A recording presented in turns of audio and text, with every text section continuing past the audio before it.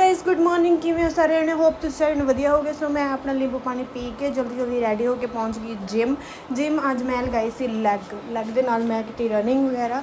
सो then मैं फटाफट gym तो फ्री होकर घर आके पीता अपना दुध मखाने वाला।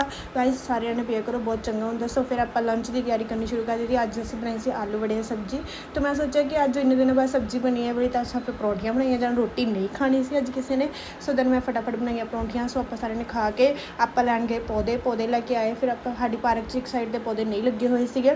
सो दैन आप फटाफट सारे पौधे ला के पार्क में होर भी सोहना बना रहे। सो मैं अगले ब्लॉग जरूर दिखाऊंगी। इत्थे ये डिस्कशन हो रही सी कि अज तू पार्टी कितने दे रहा, क्योंकि अज मेरे हैप्पी भरा का बर्थडे है।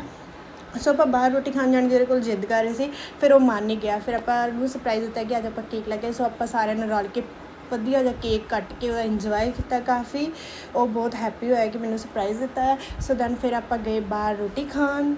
गाइस बाय बाय, फिर मिलते हैं अगले ब्लॉग।